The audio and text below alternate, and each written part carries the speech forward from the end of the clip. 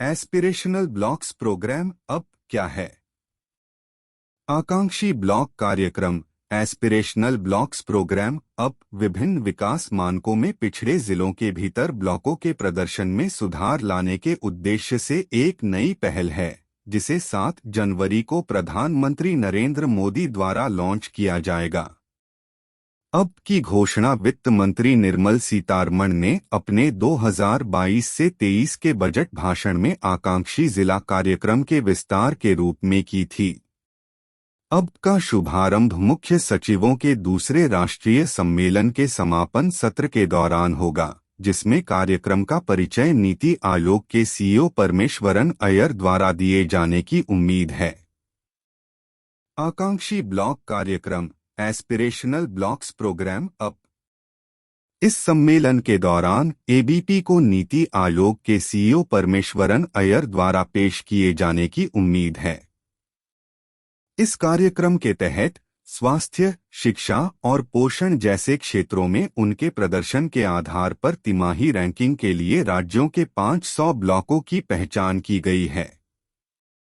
राज्य और नीति आयोग रैंकिंग संकेतक स्थापित करने के लिए मिलकर काम करेंगे। निजी क्षेत्र भी इन ब्लॉकों के विकास में योगदान करने में सक्षम होंगे।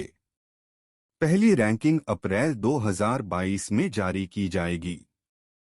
ब्लॉकों की पहचान अब के लिए पहचाने गए 500 ब्लॉक पिछले साल सरकार द्वारा स्थापित 4 सदस्यीय समिति की सिफारिशों के आधार पर चुने गए थे। इन ब्लॉकों का चयन अन्य जिलों की तुलना में विकास में निरंतर पिछड़ने के कारण किया गया था। विकास और रोजगार सृजन 5 जनवरी को शुरू हुए 3 दिवसीय सम्मेलन में विकास और रोजगार सृजन, वस्तु एवं सेवा कर (जीएसटी) के कार्यान्वयन से सीखे गए सबक, वैश्विक भूराजनीतिक चुनौतियां और भारत की प्रतिक्रिया और समावेशी जैसे मुद्दों पर भी चर्चा होगी।